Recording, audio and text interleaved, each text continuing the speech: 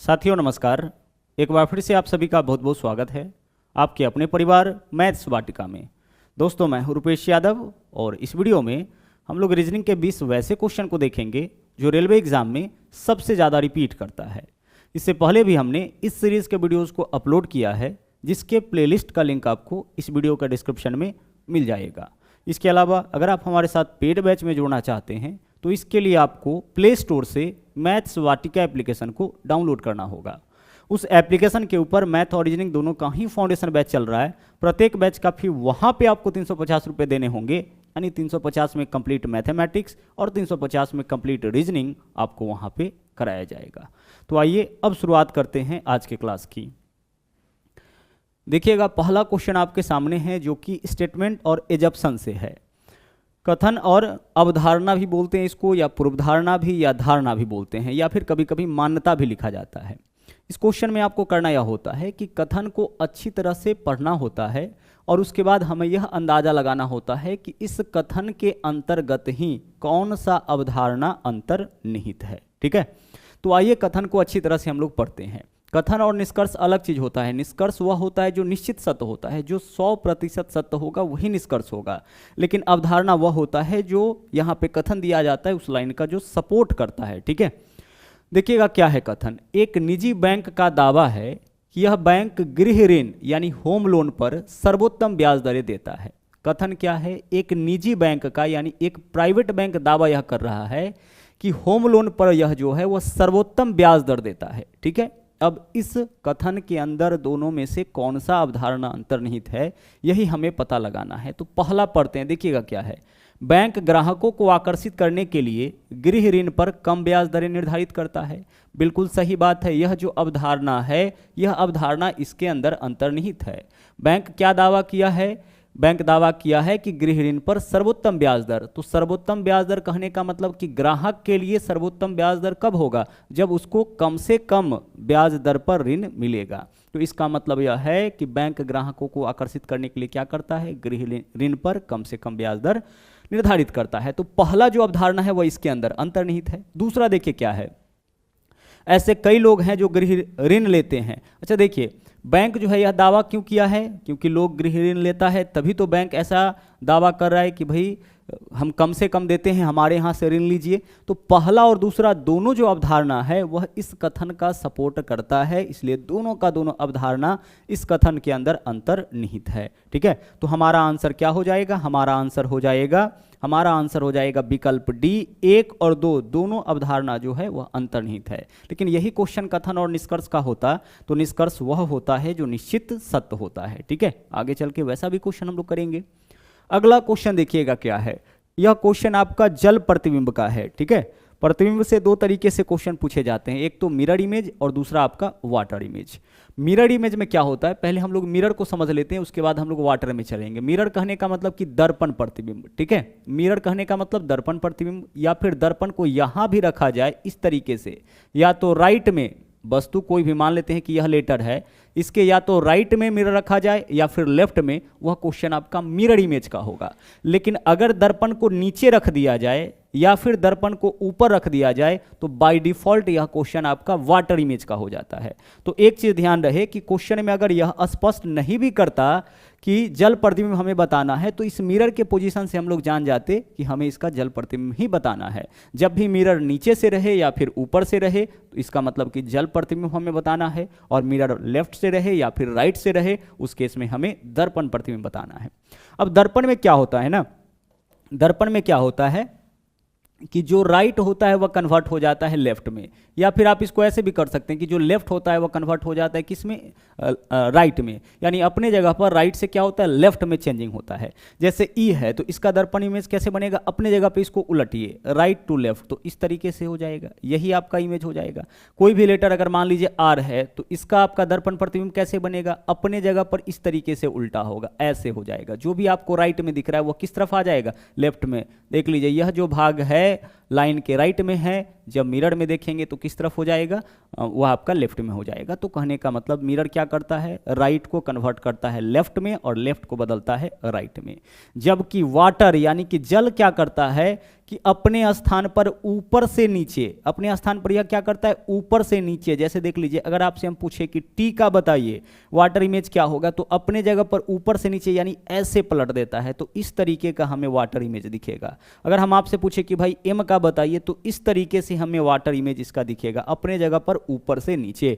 तो मिरर में क्या होता है, अपने जगह पर लेफ्ट से राइट पलटता है, जबकि वाटर में क्या करता है, अपने स्थान पर ऊपर से नीचे। तो अब आप देख के समझ गए होंगे कि इसका जो है वह जल प्रतिबिंब क्या होगा, विकल्प ए हो जाएगा। इसी तरीके का तो हमें दिखेगा, ठीक है। तो विकल्प ए इस क्वेश्चन का सही आंसर हो जाएगा। अगर हम आपसे पूछते कि भाई इसका आप बता दो कि इसका मिरर इमेज क्या होगा, तो अपने जगह पर बस यह जो मोटा वाला भाग है इधर आ जाता और पतला वाला भाग इधर आ जाता, यही तो होता, ठीक है। तो इस क्वेश्चन में जल प्रतिबिंब पूछा गया था, अपने जगह पर ऊपर से नीचे पलटिएगा, डब्ल्यू है यह हमें एम के जैसा दिखेगा। बढ़ते हैं आगे, अगला देख लीजिए नंबर 4 क्वेश्चन। यहां पे अल्फाबेटिकल सीरीज पूरा लिखा गया है ए टू जेड। अब बोला है क्वेश्चन में कि उपरोक्त श्रृंखला के अक्षरों को बाएं से दाएं क्रम में उल्टा करने पर क्या किया गया, यहां पे इसको उल्टा किया गया है। मतलब ए बी सी डी है, उसको उल्टा लिखेंगे तो क्या होगा, जेड से जेड वाई एक्स डब्ल्यू इस तरीके से ए तक। तब क्वेश्चन क्या पूछा है, अब क्वेश्चन है कि दाएं से 9वें अक्षर के बाएं 5वां अक्षर कौन सा होगा। तो जब भी अंग्रेजी वर्णमाला को उल्टे क्रम में लिखा जाए तो आप एक छोटा सा काम करिएगा। क्या काम करना है आपको, कि जो दाएं बोले उसको बाएं समझिएगा। तो दाएं को आपको क्या समझना है, बाएं। बाएं को हम लेफ्ट से दर्शाते हैं यानी कि एल से। तो बाएं से 9वां अक्षर के बाएं, बाएं को क्या समझना है आपको, दाएं समझना है। दाएं से 5वां अक्षर क्या होगा, क्वेश्चन हम लोग यहाँ पे बदल लिए। जैसे ही क्वेश्चन में बोला जाए कि अंग्रेजी वर्णमाला को विपरीत क्रम में या उल्टे क्रम में लिखा जाए, उस केस में क्या होगा, जो लेफ्ट होगा वो हमारा राइट बन जाएगा। जैसे अभी लेफ्ट में कौन है, ए, लेकिन उल्टे क्रम में लिखेंगे तो ए कहाँ पे आ जाएगा, यहाँ पे, यानी कि जो पहले लेफ्ट में था वह आपका राइट में आ जाएगा। तो लेफ्ट बदल जाता है राइट में। तो हम केवल एक काम करेंगे कि जहाँ क्वेश्चन में दाएं बोलेगा उसको बाएं बना लेंगे और जो बाएं होगा उसको क्या करना है, दाएं बना लेना है। और अब क्वेश्चन को आप सोल्व करिए। क्वेश्चन को सोल्व करने का तरीका क्या होता है, जब एक से ज़्यादा पोजीशन देता है तो अगर पोजीशन डिफरेंट होता है यानी अलग अलग होता है तो इन नंबर्स को जोड़ते हैं और सेम रहने पर पोजीशन को घटाते हैं। तो लेफ्ट राइट है, नंबर्स को जोड़िए तो 9 और 5 कितना हो जाएगा, 14। पोजीशन डिफरेंट है तो नंबर को जोड़ेंगे और 14 किस ओर से, क्वेश्चन में जो पहले आएगा यानी लेफ्ट से। तो लेफ्ट से 14वां लेटर कौन सा होगा, लेफ्ट से 14वां लेटर होता है एन। बाएं से 14वां लेटर, बाएं से 14वां लेटर आपका एन होता है, यानी कि अंग्रेजी अल्फाबेट में 14वें स्थान पर जो लेटर होगा वही बाएं से 14वां लेटर होगा, ठीक है। चलिए बढ़ते हैं अगले क्वेश्चन में। अगला क्वेश्चन देखिए, यह आपका कथन और निष्कर्ष से है, यानी प्योर सिलॉक्स का क्वेश्चन है। सिलॉक्स के क्वेश्चन को सोल्व करने का तरीका क्या होता है, तरीका जो हम लोग अपनाते हैं वो वेन डायग्राम मेथड है। वेन डायग्राम मेथड में क्या करते हैं, कथन के हिसाब से ड्रॉ करते हैं वेन डायग्राम और फिर उस वेन डायग्राम के आधार पर हम लोग निकालते हैं निष्कर्ष। तो आइए वेन डायग्राम पहले बनाते हैं। क्या बोला है, कोई भी बंदर बानर नहीं है। कोई भी बंदर क्या है, बानर नहीं है। तो हम इस तरीके से बनाएंगे, यह बंदर बना दिए और बंदर का कोई भी हिस्सा जो है वह बानर नहीं है। अब इसको हम रेखांकित करेंगे कि जो बंदर है पूरा का पूरा बंदर बानर नहीं है, ठीक है, बंदर बानर नहीं है। ओके, चलिए आगे बढ़ते हैं। आगे क्या बोला है, सभी बानर मानव है। अब अलग इसको बना दीजिए, इसमें तो है नहीं तो अलग। सभी क्या है, सभी बानर जो है वह क्या है, मानव है। जो भी बानर है, यहाँ पे देखिएगा, जो भी बानर है सबका सब क्या है, मानव है। तो बानर के ऊपर से क्या हो जाएगा, बानर के ऊपर से आपका मानव हो जाएगा। तो यह इसका वेन डायग्राम बन के हो गया तैयार। ध्यान से समझिएगा, नेगेटिव वाला का भी इस तरह से बनाएंगे। कोई भी बंदर बानर नहीं है, तो बंदर के पूरे भाग को रेखांकित किए और रेखांकित भाग के विषय में लिख दिए कि जिसको भी हमने रेखांकित किया है वह भाग क्या नहीं है, बानर नहीं है। तो पूरा बंदर का भाग रेखांकित है, यानी कोई भी बंदर जो है वह बानर नहीं है। आगे क्या बोला, सभी बानर मानव है। जो भी बानर है वह क्या है, मानव है। अब ध्यान रखिएगा, यहाँ बंदर अलग है और बानर अलग है, ऐसा मत समझिएगा कि दोनों एक ही होता है। रियल लाइफ से आपको इसको कनेक्ट करके देखना ही नहीं है, जो यहाँ बोला गया है वो उसी के आधार पर आपको तय करना है। आगे निष्कर्ष क्या है, अब कथन तो बना ली, कथन के हिसाब से वेन डायग्राम तो बना लिए, निष्कर्ष निकालते हैं। कोई भी बंदर मानव नहीं है। कोई भी बंदर मानव नहीं है। अब बंदर और मानव में कोई एग्जैक्ट रिलेशन तो नहीं पता चल रहा है, कोई एग्जैक्ट रिलेशन नहीं है, तो यह निष्कर्ष आपका क्या होगा, गलत होगा। ध्यान रहे, ऐसा नहीं कि दो चीजें अलग अलग आए तो उसमें नेगेटिव रिलेशन ही होगा। नेगेटिव रिलेशन एक ही जगह है, बानर नहीं है। कौन बानर नहीं है? जो बंदर का भाग हमने रेखांकित किया, जो रेखांकित भाग है केवल वही नेगेटिव है, बाकी किसी के बारे में नेगेटिव पॉजिटिव रिलेशन हमें नहीं पता है। तो बंदर मानव नहीं है, तो बंदर अलग है, मानव अलग है, दोनों में डायरेक्ट कोई रिलेशन नहीं है, तो ना तो कोई पॉजिटिव रिलेशन इसके बारे में हम कह सकते हैं और ना ही नेगेटिव। जैसे इसको आप ऐसे सोचिए, अगर दो व्यक्ति अलग अलग आया है तो हम यह नहीं कह सकते कि दोनों भाई होगा, ठीक है। अलग अलग अगर आए तो हम यह नहीं कह सकते कि दोनों भाई होगा, और यह भी नहीं कह सकते कि दोनों भाई नहीं होगा। हो भी सकता है कि दोनों भाई हो, और यह भी हो सकता है कि दोनों भाई ना हो। तो दो चीजें अलग अलग आए, इसका यह मतलब नहीं होता है कि दोनों में नेगेटिव रिलेशन है। ध्यान रहे। आगे, कुछ मानव बानर है। अच्छा, कुछ मानव बानर है, तो मानव पूरा का पूरा, इसका कुछ हिस्सा तो बानर है, तो दूसरा जो है वह सही है। यानी हमारा आंसर क्या होगा इस क्वेश्चन का, केवल निष्कर्ष 2 का पालन हो रहा है, यानी विकल्प डी जो है वो आपका इस क्वेश्चन का सही आंसर होगा। और यह पूरा टॉपिक बहुत अच्छी तरह से हम पढ़ा रखे हैं, आप जाके मैथ्स वाटिका सर्च करिएगा, और ग्रुप डी स्पेशल प्लेलिस्ट 2022 बना हुआ है, वहाँ पे जाकर के इन वीडियोज़ को देख सकते हैं। वहाँ पे हमने ब्लड रिलेशन, डायरेक्शन, हर एक टॉपिक को पढ़ा रखा है, आप वहाँ से जाकर के उन वीडियोस को देख सकते हैं। ओके, चलिए। इसके अलावा इसके जस्ट पीछे हमने एक वीडियो बनाया है जो कि आपका परसेंटेज का है। एक ही वीडियो में हमने परसेंटेज के सारे कॉन्सेप्ट पढ़ा रखे हैं। इस वीडियो के जस्ट पहले आपको वही वीडियो दिखेगा। अगला क्वेश्चन देखिएगा। अगला क्वेश्चन है आपका वेन डायग्राम से। यह डाटा है और इसके बेसिस पर कई सारे क्वेश्चंस पूछे गए थे, लेकिन हमें क्या करना है कि केवल जो डाटा यहाँ पे दिया गया है उसका वेन डायग्राम ड्रॉ कर देना है। एक बार वेन डायग्राम ड्रॉ कर लेंगे, फिर इसके बेसिस पर जो भी क्वेश्चन होगा उन सभी क्वेश्चन का आंसर कर सकते हैं। और केवल इस डाटा के ऊपर 3 क्वेश्चन आपका पूछा गया है। देखिए क्या बोला है, 75 विद्यार्थियों के समूह में टोटल कितना स्टूडेंट है, 75। ओके, आराम से समझिएगा।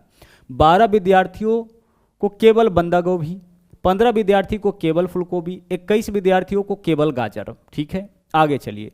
अब आगे क्या बोला है, 12 विद्यार्थी को गाजर और बंदा गोभी। देखिए कॉमन क्या है, गाजर और बंदा गोभी, तो एक पार्ट हम ऐसे बनाएंगे, गाजर और बंदा गोभी। ठीक है, गाजर यहाँ पे आएगा और इसके साथ क्या आएगा, इसके साथ आपका आएगा बंद गोभी आएगा। ठीक है, गाजर और बंद गोभी कॉमन यहाँ से देख के पता चल गया, कॉमन यहाँ से देख के पता चला गाजर और बंद गोभी, मतलब इसका संख्या कॉमन दे रखा है। आगे 13 विद्यार्थी को शिमला मिर्च और 2 विद्यार्थी को शिमला मिर्च और फूलगोभी। आगे चलिए, अब आगे कॉमन क्या है, शिमला मिर्च और फूलगोभी, तो एक कॉमन हम कर लेंगे शिमला मिर्च को किसके साथ, फूलगोभी के साथ, बस हो गया ना। एक कॉमन हम किसको कर लेंगे, शिमला मिर्च को कर लेंगे किसके साथ, फूलगोभी के साथ, बस इतना ही तो है। यही 4 आइटम तो यहाँ पे है। हमें क्या करना है कि जब आइटम का संख्या ज़्यादा रहे तो इस तरीके से देख लेना है कि किसके साथ हमें किसे कॉमन करना है। ओके, कॉमन किसको किसको करना था, गाजर बंदा गोभी कर दिए, यहाँ पे आगे शिमला मिर्च और फूलगोभी, बस। अब आप डाटा पुट करना शुरू करिए। ओके, चलिए देखिएगा यहाँ पे क्या बोला है, 12 विद्यार्थी को केवल बंद गोभी, केवल बंद गोभी कितना को, 12 को। ओके, चलिए इस डाटा का काम हो गया। 12 विद्यार्थी को केवल बंद गोभी, 15 को केवल फूलगोभी, केवल फूलगोभी कितना हो जाएगा आपका, 15 हो जाएगा, 15 को केवल फूलगोभी। 21 विद्यार्थी को केवल गाजर, 21 को केवल गाजर, 21 यहाँ पे हो जाएगा। आगे चलिए, 12 को गाजर और बंदा गोभी, 12 को क्या है, गाजर और बंदा गोभी, तो 12 यहीं आएगा, गाजर और बंदा गोभी दोनों, 12 को गाजर और बंदा गोभी, तो 12 यहाँ पे आएगा। 13 विद्यार्थी को केवल शिमला मिर्च, केवल शिमला मिर्च कितना विद्यार्थी को, 13, 13 को केवल शिमला मिर्च, और 2 विद्यार्थी को शिमला मिर्च और फूलगोभी, 2 विद्यार्थी को शिमला मिर्च और फूलगोभी, हो गया, बस डाटा हम पुट कर दिए। अब हमसे जो पूछे उन सभी क्वेश्चन का आंसर बड़े आराम से कर सकते हैं। और जैसा कि हमने आपको बताया कि 3-3 क्वेश्चन इससे रिलेटेड पूछा गया था, तो क्वेश्चन आपका इंपॉर्टेंट नहीं है, बस यह डाटा सेट करना इंपॉर्टेंट है। अब अगर आपसे पूछा जाए कि कोई भी सब्जी नहीं पसंद करने वाले का संख्या, क्या आपको बताना है, कोई भी सब्जी नहीं पसंद करने वाला, कोई सब्जी जो नहीं पसंद करता है उसका संख्या बता दीजिए कितना।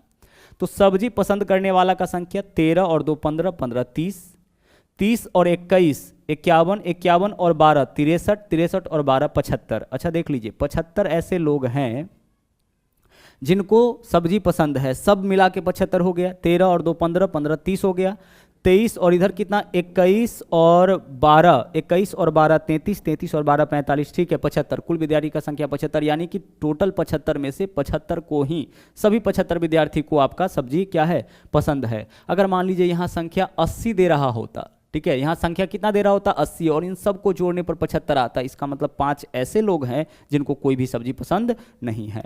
आगे चलिए, आगे अगर क्वेश्चन यह पूछा जाए कि कितने ऐसे लोग हैं जिनको फूलगोभी पसंद है, फूलगोभी कितने लोग को पसंद है, फूलगोभी वाला डाटा में कितना है 15 और 2 17, 17 व्यक्ति को फूलगोभी पसंद है। केवल फूलगोभी 15 लेकिन फूलगोभी 17, केवल शिमला मिर्च 13 लेकिन शिमला मिर्च 15, केवल गाजर 21 लेकिन गाजर 21 और 12 33, केवल बंद गोभी 12 लेकिन बंद गोभी 12 और 12 24। अब अगर क्वेश्चन यह पूछा जाए कि बंद गोभी नहीं पसंद करने वाला का संख्या, तो बंद गोभी पसंद करने वाला का संख्या कितना है 24, बंद गोभी पसंद करने वाला का संख्या 24, टोटल कितना है, टोटल 75 व्यक्ति है। टोटल 75 व्यक्ति में से 24 व्यक्ति को बंद गोभी पसंद है, यानी शेष कितना बचा 51। 51 ऐसा व्यक्ति होगा जिसको बंद गोभी पसंद नहीं होगा। ठीक है, क्या हमने आपसे क्वेश्चन कहा कि बंद गोभी नहीं पसंद करने वाला का संख्या, तो बंद गोभी पसंद करने वाला का संख्या 24, कुल व्यक्ति 75, 75 में से 24 को पसंद है तो हटा दीजिए, शेष कितना बचा 51, 51 को पसंद नहीं होगा। तो हर एक क्वेश्चन का आंसर आप बड़े आराम से दे सकते हैं, कोई दिक्कत आपको नहीं होगी। चलिए बढ़ते हैं अगले क्वेश्चन में। नंबर 7, यह क्वेश्चन आपका डायरेक्ट वेन डायग्राम से है। हमें बताना है पेन, स्टेशनरी और पेंसिल के बीच सबसे बेहतर संबंध कौन सा विकल्प दर्शाता है। तो आंसर इस क्वेश्चन का विकल्प भी होगा, क्योंकि पेन और पेंसिल दोनों स्टेशनरी के अंदर आता है, स्टेशनरी के अंदर। ठीक है, पेन और पेंसिल क्या होगा, दोनों आएगा। पढ़ाई लिखाई से संबंधित जो भी चीज़ होता है उसको हम लोग स्टेशनरी के अंदर रखते हैं। अगला क्वेश्चन देखिए, वर्षा उत्तर दिशा की ओर देख रही थी। वर्षा किस दिशा में, उत्तर दिशा में, नॉर्थ डायरेक्शन में वर्षा देख रही है, उत्तर दिशा की ओर वर्षा देख रही थी। ठीक है, आगे चलिए। अब क्या बोला है, वह 135 डिग्री दक्षिणावर्त, वह क्या की है, अब 135 डिग्री घूमी है दक्षिणावर्त। दक्षिणावर्त को हम लोग बोलते हैं क्लॉकवाइज। ठीक है, और फिर 45 डिग्री वामावर्त, 45 डिग्री वामावर्त, वामावर्त को हम लोग बोलते हैं एंटी क्लॉकवाइज। फिर आगे देखिए क्या बोला है, फिर 225 डिग्री दक्षिणावर्त, फिर 225 डिग्री यह घूमी है दक्षिणावर्त, दक्षिणावर्त यानी कि क्लॉकवाइज। और अब हम लोगों से पूछा गया है कि इसका चेहरा किस दिशा में होगा।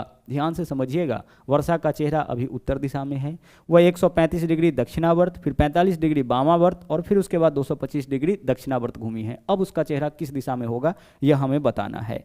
देखिए 2-3 चीज़ यहाँ पे आपको समझनी है। पहली चीज़ देखिएगा, दक्षिणावर्त का मतलब होता है दायां। ठीक है, दक्षिणावर्त का मतलब क्या होता है, दायां, यानी कि राइट टर्न। और राइट टर्न का मतलब क्या होता है, क्लॉकवाइज डायरेक्शन। क्लॉकवाइज डायरेक्शन मतलब घड़ी के दिशा में, यही होता है घड़ी का दिशा, जिस तरीके से घड़ी चलती है। और अगर वामावर्त बोला जाए तो वामावर्त का मतलब होता है एंटी क्लॉकवाइज। वामावर्त का मतलब बाएं तरफ घूमना, यानी इस तरीके का डायरेक्शन। और इसको हम लोग क्या बोलते हैं, एंटी क्लॉकवाइज, यानी कि घड़ी के विरुद्ध, घड़ी के दिशा में और घड़ी के विरुद्ध सर्कुलर रोटेशन। तो यही 2 तरीके, एक घड़ी के दिशा में जैसे घड़ी चलती है उसको क्लॉकवाइज बोलते हैं, और घड़ी के विरुद्ध इसको एंटी क्लॉक बोलते हैं।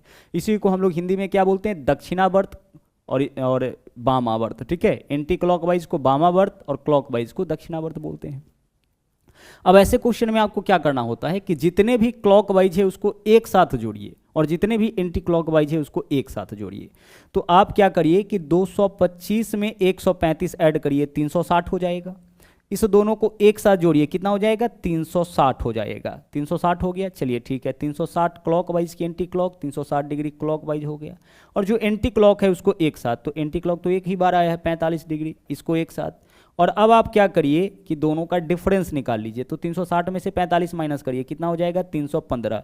यह 315 कौन सा होगा, क्लॉकवाइज की एंटी क्लॉक। तो बड़ा वैल्यू किसका है, बड़ा वैल्यू क्लॉकवाइज का है, तो क्लॉकवाइज यानी 315 डिग्री क्लॉकवाइज, यही हमारा आंसर होगा। ठीक है, 315 डिग्री क्लॉकवाइज। कहने का मतलब कि वह व्यक्ति उत्तर से अगर 315 डिग्री क्लॉकवाइज घूम जाए तो उसी दिशा में इसका चेहरा हो जाएगा। अब 315 डिग्री क्लॉकवाइज कैसे घुमाएं, तो हमने डायरेक्शन टॉपिक इसके जस्ट पीछे पढ़ाया, देख लीजिए। ऊपर वाला दिशा होता है नॉर्थ यानी उत्तर, नीचे वाला होता है साउथ, दाहिने हाथ की तरफ होता है ईस्ट और बाएं हाथ की तरफ होता है वेस्ट डायरेक्शन। बाकी नॉर्थ और ईस्ट के बीच का जो डायरेक्शन है उसको नॉर्थ ईस्ट बोलते हैं। साउथ और वेस्ट के बीच का डायरेक्शन साउथ वेस्ट कहलाता है। उसी तरीके से साउथ और ईस्ट के बीच का डायरेक्शन साउथ ईस्ट और नॉर्थ और वेस्ट के बीच का डायरेक्शन क्या कहलाता है, नॉर्थ वेस्ट कहलाता है। यही तो है। अब इस व्यक्ति का चेहरा अभी देख लीजिए किस दिशा में है, इसका चेहरा जो है वर्षा का उत्तर दिशा में है, यानी इस तरफ अभी चेहरा है, उत्तर दिशा में है। और यहाँ से 315 डिग्री क्लॉकवाइज चलिए। कितना डिग्री? 315 डिग्री क्लॉकवाइज चलिए। तो 315 डिग्री अगर क्लॉकवाइज हमें चलना है तो 360 डिग्री अगर चलेंगे तो फिर से यहाँ आ जाएगा। अब 360 डिग्री चला के फिर से हम क्या करेंगे, हम 45 डिग्री माइनस कर सकते हैं, या फिर सीधे लेके चलिए यहाँ से यहाँ तक 90, फिर यहाँ 90 कितना हो जाएगा 180, फिर 90 270, और 270 में 45 ऐड करेंगे 315, इसी दिशा में पहुँच जाएगा। 315 डिग्री का मतलब इस दिशा में, और यह कौन सा दिशा है? North west. नॉर्थ का मतलब उत्तर, वेस्ट का मतलब पश्चिम, यानी उत्तर पश्चिम हमारा इस क्वेश्चन का आंसर हो जाएगा। ठीक है, क्या आंसर होगा हमारे इस क्वेश्चन का? उत्तर पश्चिम हो जाएगा। नॉर्थ से अगर 315 डिग्री क्लॉकवाइज चला जाए तो यहाँ से चलिए 315 डिग्री क्लॉकवाइज हम इसी दिशा में पहुँच जाएंगे, नॉर्थ वेस्ट में पहुँच जाएंगे। ओके, चलिए बढ़ते अगले क्वेश्चन में। अगला क्वेश्चन देखिए, मिसिंग नंबर से यह क्वेश्चन है आपका। हमें यहाँ पे बताना है कि क्वेश्चन मार्क के स्थान पर कौन सा वैल्यू आएगा। देखते हैं, बड़ा वैल्यू नीचे है तो इन तीनों को मिला करके यह वैल्यू बनाया गया होगा। कैसे बनाया गया है सोचते हैं जरा सा। 2, 1 और 3 है। 2 का क्यूब देखिए क्या होगा 8, 1 का क्यूब क्या होगा 1, और 3 का क्यूब क्या होगा 27। सभी को जोड़िए, 27 और 1 28 और 8 36। इन तीनों का योगफल यहाँ पे सबका क्यूब करके जोड़ने पर यह वैल्यू आ जाता है। उसी तरीके से 4 का क्यूब क्या हो जाएगा 64, 2 का क्यूब क्या होगा 8, और 1 का क्यूब होगा 1। 64, 8, 72 और 1 कितना हो जाएगा 73। तो क्वेश्चन मार्क के स्थान पर यही वैल्यू आपका हो जाएगा। इन तीनों के क्यूब का योग यहाँ पे, तो उसी तरीके से इन तीनों का क्यूब यहाँ पे आएगा। यहाँ भी इस तीनों का क्यूब, 0 का क्यूब 0, 4 का क्यूब 64, 3 का क्यूब 27, 64, 27, 91 हो जाएगा।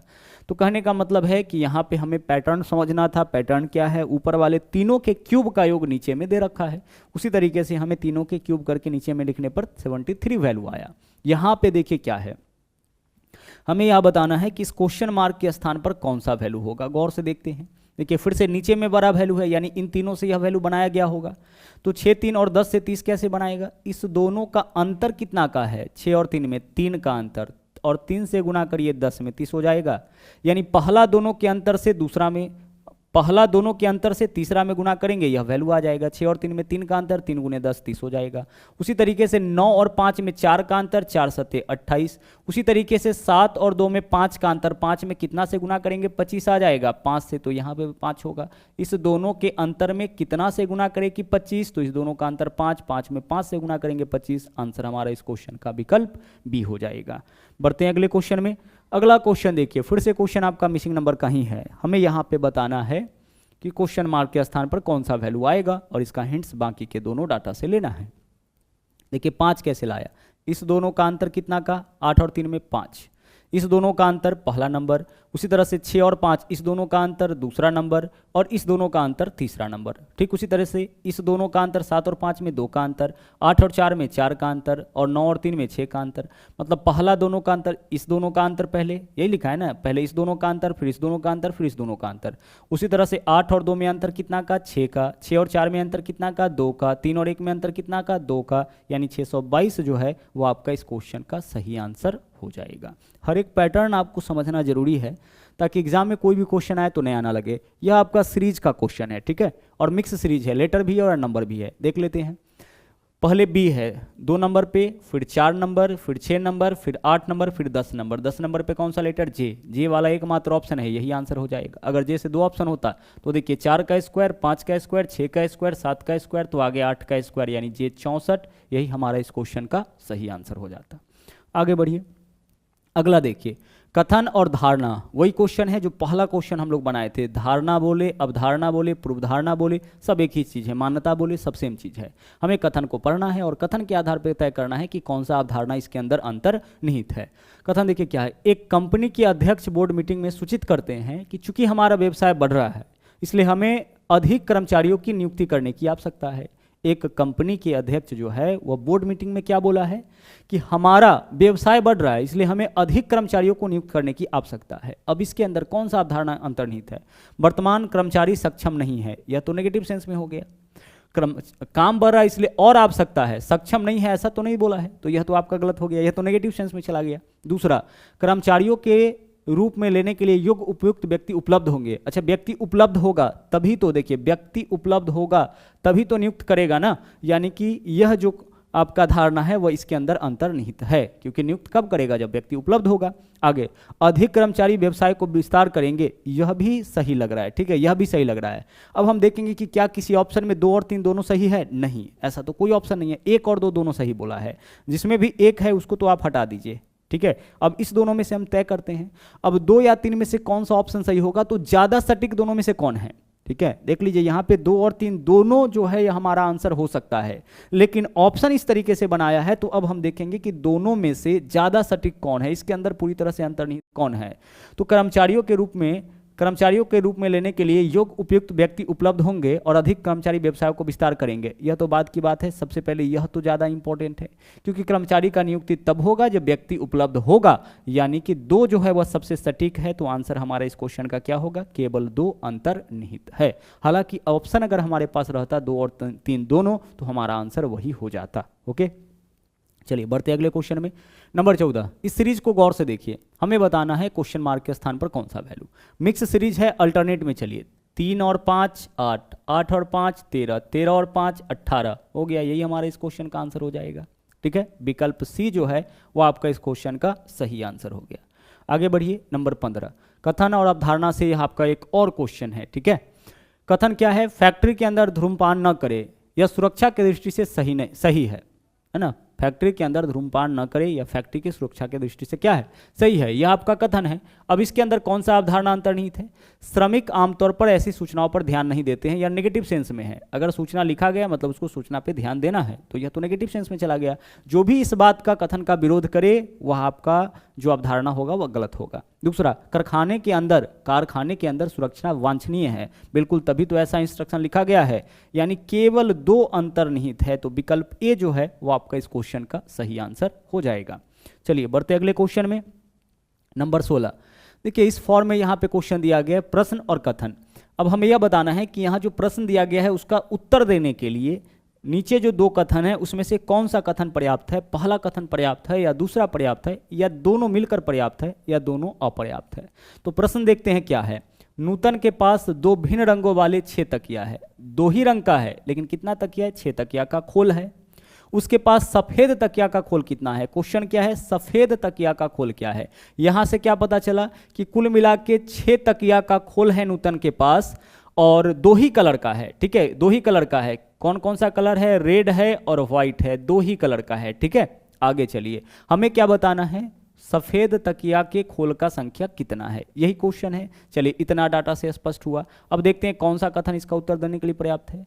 पहला, नूतन के पास 2 जोड़े गुलाबी तकिए। अच्छा, 2 जोड़े का मतलब कितना गुलाबी तकिया है, 4 गुलाबी तकिया, पिंक बोला है ना, चलिए पिंक ले लेते हैं। 2 जोड़े यानी कि 4 गुलाबी तकिया है। तो कुल मिला के तकिया का संख्या 6 है, तकिया का खोल है, ठीक है। तकिया का खोल कुल मिला के कितना है, 6 है। इसमें से 4 अगर गुलाबी है तो 2 ही आपका उजला होगा। तो यहां से तो पता चल गया, इससे तो हम अपने क्वेश्चन का आंसर निकाल लेंगे। सफेद तकिए के खोल का संख्या कितना होगा, 2 हो जाएगा। कुल मिला के 6 खोल है, 4 गुलाबी रंग का हो गया, 2 जोड़े कहने का मतलब 4 गुलाबी रंग का मतलब शेष जो 2 बचा वो आपका उजला रंग का होगा।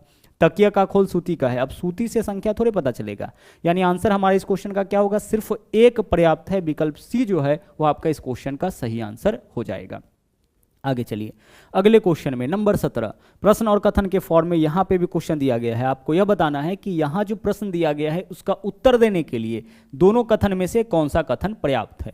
प्रश्न क्या है, श्रेणी में समान अंतर ज्ञात करिए। समान अंतर ज्ञात करना है, यानी डिफरेंस, डी का वैल्यू पता करना है। मैथमेटिक्स में आपको एपीजीपी पढ़ना है, यहां पे क्या पता करना है, समान अंतर यानी कि डिफरेंस पता करना है श्रेणी का, यही क्वेश्चन है। अब समानांतर श्रेणी का पहला पद 3 और 9वां पद 27, माइनस नहीं, यहाँ पे 9वां पद दे रखा है, 9वां पद क्या है 27, हमें बताना है डिफरेंस क्या होगा। तो इससे अपने क्वेश्चन का हम आंसर निकाल लेंगे। पहला पद यानी पहला पद को ए से डिनोट करते हैं, क्या है 3, और 9वां पद यानी कि T9, 9वां पद जो है वह कितना है 27 है। क्या इससे डिफरेंस निकाल सकते हैं, बिल्कुल निकाल सकते हैं, है ना। फॉर्मूला क्या होता है आपका, Tn बराबर एनवा टर्म बराबर होता है a plus n minus 1 into D, यही तो होता है a plus n minus 1 into D. अब ए की जगह क्या लेंगे, 3 लेंगे, प्लस एन का वैल्यू क्या है, 9वां टर्म बताना है तो 9 है, 9 माइनस 1 8 हो जाएगा, इनटू डिफरेंस, और 9वां टर्म क्या दे रखा है यहाँ पे 27, सोल्व करिएगा, डी का वैल्यू आपका 3 आ जाएगा। मतलब यहाँ से हम लोग अपने क्वेश्चन का आंसर निकाल सकते हैं। दूसरा, श्रेणी का दूसरा पद 6 है, इसकी हमें आवश्यकता है नहीं है, और क्या केवल इसके मदद से हम लोग अपने क्वेश्चन का आंसर निकाल सकते हैं, नहीं, दूसरा पद केवल दे रखा है, ना डिफरेंस दिया है, ना इसके आगे कुछ डाटा दिया है, तो केवल दूसरा पद पता होने से, और श्रेणी किस तरीके का है यह भी नहीं पता है, यहाँ पे श्रेणी किस तरह तरीके का है यह भी नहीं पता है, यानी हमें दूसरे कथन की आवश्यकता नहीं है, केवल पहला कथन जो है उससे ही हम लोग अपने क्वेश्चन का आंसर निकाल लेंगे। तो हमारा आंसर क्या होगा, केवल कथन 1 जो है वो इस क्वेश्चन का आंसर देने के लिए पर्याप्त है। तो प्रश्न और कथन के फॉर्म में किसी भी टॉपिक से क्वेश्चन आपसे पूछा जा सकता है, वो मैथमेटिक्स का कोई टॉपिक हो सकता है, वो रीजनिंग का कोई टॉपिक हो सकता है, लेकिन ढेर सारा क्वेश्चन इस तरीके का 2018 के ग्रुप डी के एग्जाम में पूछा गया था। अगला क्वेश्चन देखिए, कैलेंडर का यह क्वेश्चन है और हमने अच्छी तरह से इस टॉपिक को पढ़ा रखा है, आप जाकर के प्लेलिस्ट के अंदर देख सकते हैं। क्वेश्चन क्या है, 5 फरवरी 2018 को सोमवार था, ठीक है, तो हमें क्या बताना है, 5 फरवरी 2009 को कौन सा दिन। अब इस क्वेश्चन में देख लीजिए क्या है, डेट सेम है, मंथ सेम है, 5 फरवरी 5 फरवरी, डिफरेंस कहाँ पे, ईयर के केस में। विषम दिन कैसे निकालेंगे, तो 2018 और 2009 में कितने साल का अंतर, 9 साल का, तो 9 विषम दिन तो यह हो गया, क्योंकि एक साल में एक विषम दिन होता है। लेकिन जो साल का विषम दिन निकलता है, दिन अगर रहता तब तो 9 दिन ही हो जाता, लेकिन साल वाला में क्या करते हैं कि इसके बीच में जितने भी लीप वर्ष आते हैं उसको हम ऐड करते हैं, क्योंकि जितने भी लीप वर्ष आते हैं ना, उस एक वर्ष में 2 आपका विषम दिन हो जाता है। एक नॉर्मल ईयर में एक साल में एक ही विषम दिन होता है, क्योंकि एक साल में 365 दिन, 365 में 7 के शेषफल को ही विषम दिन कहते हैं ना, तो 365 में 7 से भाग करिएगा, शेष 1 आता है। लेकिन जो आपका लीप वर्ष होता है उसमें 366 दिन, और 366 में जब आप 7 से भाग करिएगा तो शेषफल 2 आता है। तो इस वजह से हम क्या करते हैं कि 18 से 9 साल का अंतर, तो 9 विषम दिन तो कंफर्म है। इसके अलावा 9 से 18 के बीच में जितने भी लीप वर्ष आएंगे उतने एक्स्ट्रा विषम दिन, तो 9 नहीं है, 10 नहीं है, 11 नहीं है, 12 है, तो एक 12 हो गया। अब 4 साल के बाद 16, अब 4 साल के बाद 20, तो 20 तो बाहर हो जाएगा, यानी 12 और 16 2 लीप वर्ष आया, यानी कि 2 और जोड़ लीजिए, तो 9 और 2 कितना हो गया, 11, यानी कुल मिला के विषम दिन 11। फिर से देखिए, 18 और 9 में 9 साल का अंतर, 9 विषम दिन तो यह हो गया। इसके अलावा 9 और 18 के बीच में कितने लीप वर्ष, तो 9 से 18 के बीच में चलेंगे तो 12 और 16 2 लीप वर्ष, 2 और जोड़ लीजिए, 11। जब भी वैल्यू 7 से बड़ा है तो 7 से भाग करिए, तो 7 से भाग करिएगा, शेष क्या बचेगा, 4, यानी फाइनल शेष हमारा आ गया 4।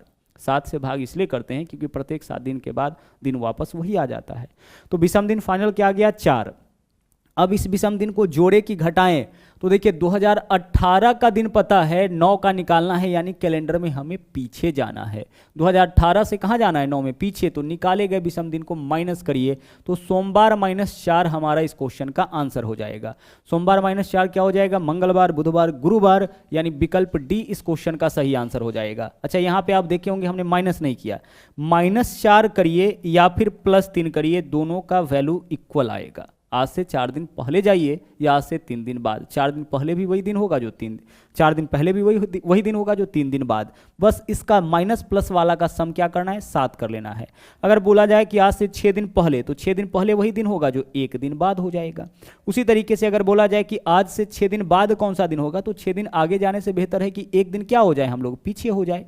तो सेम चीज यहां पे अप्लाई किए, सोमवार -4 ही हमारा आंसर होगा, लेकिन 4 दिन पीछे जाने से बेहतर है कि हम 3 दिन आगे चले जाए, तो मंगलवार, बुधवार, गुरुवार, यानी गुरुवार इस क्वेश्चन का आपका सही आंसर हो जाएगा। बढ़ते हैं आगे।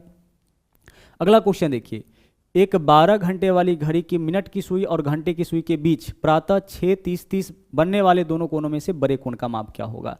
देखिए, कोई भी जो टाइमिंग देता है उस समय 2 कोण बनता है, एक कोण फॉर्मूला से निकालते हैं और दूसरे कोण का माप हम लोग 360 डिग्री में से घटा करके निकालते हैं। ठीक है, एक कोण हम लोग क्या करते हैं, फॉर्मूला से निकालते हैं और दूसरे कोण का माप 360 डिग्री में से घटा करके, जैसे कोई भी टाइम ले लेते हैं। यहाँ पे देख लीजिए, अगर 3 बजे हैं तो एक कोण तो आपका इस तरफ से बनेगा और एक कोण इस तरफ से बनेगा, और पूरा मिला के 360 डिग्री, तो एक कोण निकालते हैं, दूसरा कोण के लिए हम लोग 360 डिग्री में से माइनस कर लेते हैं। तो एंगल निकालने का फॉर्मूला देख लीजिए क्या होता है। जब भी आपको एंगल निकालना हो तो आप इसी फॉर्मूला का उपयोग करिएगा। फॉर्मूला है आपका 60h, h के जगह आवर वाला वैल्यू -11m/2। अच्छा, यहाँ जो माइनस है ना, उसके जगह क्या करना है, दोनों में से जो बड़ा वैल्यू होगा उसमें से छोटा घटा लीजिएगा। ठीक है, माइनस में क्या करना है, जो बड़ा वैल्यू होगा उसमें से छोटा घटा लीजिएगा। h के जगह 60h -11m/2, जहाँ h के जगह आपको रखना है आवर वाला वैल्यू और m के जगह रखना है मिनट वाला वैल्यू। लेकिन इस क्वेश्चन में क्या है, इस क्वेश्चन में आपका एच भी है, एम भी है और एस भी है, मतलब घंटा भी है, मिनट भी है, सेकंड भी है। तो इसको आप क्या करिए कि एच के जगह तो एच का वैल्यू रखिए, ठीक है, 60 गुने एच के जगह क्या लिखेंगे हम, 6 रखेंगे, माइनस 11 गुने, अब केवल हमें एम लिखना है, तो 30 तो ठीक है, चलिए 30 मिनट तो ठीक है, बाकी जो सेकेंड बचा है उसको भी आप मिनट में कन्वर्ट कर लीजिए, तो 30/60 जो मिनट के फॉर्म में उसको पूर्णांक में लिखिए, और जो सेकेंड के फॉर्म में है उसको इस तरीके से 60 से भाग करिएगा, तो यह भी आपका किस में कन्वर्ट हो जाएगा, मिनट में कन्वर्ट हो जाएगा। सोल्व कर लीजिए, 30 दूना 60 कितना हो जाएगा, 30 दूना 60 और 61/2, तो m के जगह हम लिख लेंगे अब 61/2। ठीक है, बस इतना ही काम आपको करना है जब क्वेश्चन में वैल्यू मिनट के रूप में भी, सॉरी आवर के रूप में भी, मिनट के रूप में भी और सेकेंड के रूप में भी दे। तो आवर तो जैसे है वैसे ही रहने दीजिए, बस आपको क्या करना है कि जो सेकेंड वाला वैल्यू है मिनट को पूर्णांक में रखिए और सेकेंड वाला वैल्यू में 60 से भाग करिएगा, तो इससे क्या होगा, जो सेकेंड होगा वह भी आपका मिनट के रूप में कन्वर्ट हो जाएगा। तो 60h माइनस 11m और बट्टा में यह फॉर्मूला वाला 2 है। ठीक है, अब भिन्न का यहाँ पे घटाव करिए, बट्टा में 2 है तो इस दोनों में गुना, तो 6 गुने 60 360 में 2 से गुना करेंगे 720 हो जाएगा, तो 720 तो यह हो गया, माइनस 61 में 11 से गुना 671 हो जाएगा। 11 से गुना करने का तरीका दोनों को अलग अलग, बीच में दोनों को जोड़ के 6 और 1 7, और बट्टा में देख लीजिए 2 और 1 2 और है, तो बट्टा में कितना हो जाएगा 4, घटाइए इसको, घटाइएगा तो 49 आएगा, 49/4 करिए, 4 एकम 4 हो जाएगा, 4 दूना 8 हो जाएगा, 1 बचा पॉइंट, 4 दूना 8, 2 बचेगा, 4 पंचे 20, यानी 12.25 डिग्री। तो 12.25 डिग्री मतलब एक कोण का माप आ गया। अब दूसरे कोण का माप निकालना है तो 360 में से घटा लेंगे, तो 360 में से 12.25 घटाइए, कहाँ से घटाएंगे, 360 में से, 360 में से क्या घटाना है, 12.25 डिग्री घटाना है। इस तरफ कुछ नहीं है तो पॉइंट 00 करके घटा लीजिए, 10 में से 5 माइनस करेंगे 5, 9 में से 2 माइनस करेंगे 7, 9 में से 2 माइनस करेंगे 7 और 5 में से 1 माइनस करेंगे 4, यानी 347.75 डिग्री। यही आपका इस क्वेश्चन का आंसर हो जाएगा। थोड़ा प्रैक्टिस करना है, क्वेश्चन आपके लिए सिंपल हो जाएगा। ओके, चलिए फॉर्मूला ध्यान रखिएगा, 60h माइनस 11m/2। बढ़ते हैं अगले क्वेश्चन में। अगला क्वेश्चन देखिए नंबर 20। हमें यहाँ पे क्या है, आपका बताना है कि कौन सा आकृति जो है प्रश्न आकृति के निकटतम समानता दर्शाती है, इसके बिल्कुल समीप का आकृति खोजना है। देखिए इसके समीप का आकृति यही आकृति डी है। आकृति डी यानी कौन सा विकल्प, विकल्प ए हमारा इस क्वेश्चन का सही आंसर होगा। आकृति डी बिल्कुल इसके समीप लग रहा है, देख लीजिए यह पार्ट भी, यह चीज भी बिल्कुल समीप लग रहा है। इसको अगर हम लोग सीधा करें तो इसके जैसा ही दिखेगा, तो विकल्प ए हमारा इस क्वेश्चन का सही आंसर हो जाएगा। आकृति डी, और आकृति डी के लिए कौन सा विकल्प, विकल्प ए। आगे देखिए इसमें वर्गों का संख्या काउंट करना है, तो पहले इन चारों पार्ट को आप छोड़ दीजिए, इन चारों को बाद में काउंट करेंगे। बाकी जो रो और कॉलम है उसमें नंबरिंग करिए 1 2 3 4। ठीक है, कॉलम में कर लिए, रो में भी 1 2 3 4। अब तरीका क्या है वर्ग का संख्या काउंट करने का, कॉलम का सबसे बड़ा वैल्यू 4, रो का सबसे बड़ा वैल्यू 4, इसको आपस में गुना करिए, फिर दोनों को 1 1 कम करके गुना करिए 3 गुने 3, फिर 1 1 कम करके गुना करिए 2 गुने 2, फिर 1 कम करके गुना करिए 1 गुने 1। क्या वैल्यू आएगा, 16 9 25, 4 29 और 1 30। तो 30 तो आपका हो गया इस फिगर में। इसके अलावा 1 2 3 4, 4 यह हो गया, तो 30 + 4 34। इसके अलावा यह भी तो बना है, इसके वजह से 1 2 3 4 4 और, तो 34 और 4 कितना 38। हमारा आंसर इस क्वेश्चन का क्या होगा, विकल्प डी हो जाएगा। इसको अगर हटा देते हैं तो इसमें वर्ग काउंट करने का तरीका क्या है कि नंबरिंग करते हैं, कॉलम में 1 2 3 4 और रो में भी 1 2 3 4, और फिर क्या करते हैं कॉलम का सबसे बड़े वैल्यू का गुना रो के सबसे बड़े वैल्यू के साथ, तो 4 गुने 4, फिर दोनों को 1 कम करिए 3 गुना 3, फिर दोनों को 1 कम करिए 2 गुना 2, प्लस फिर 1 गुना 1, 1 आ जाए वहां पे रुक जाना है। 16 9 25, 4 29 और 1 30, 30 तो आपका हो गया इस बेसिक फिगर में। उसके बाद 1 2 3 4 34 और 1 2 3 4, यानी कुल मिला के यहाँ पे कितना आपका वर्ग हो जाएगा, 38 हो जाएगा। तो यह था आज का आखिरी क्वेश्चन। आज के लिए इतना ही, वापस मुलाकात होगी अगले दिन फिर से एक नए सेट के साथ, फिर से एक नए कॉन्सेप्ट के साथ। तो मिलते हैं अगले वीडियो में। थैंक यू, जय हिंद।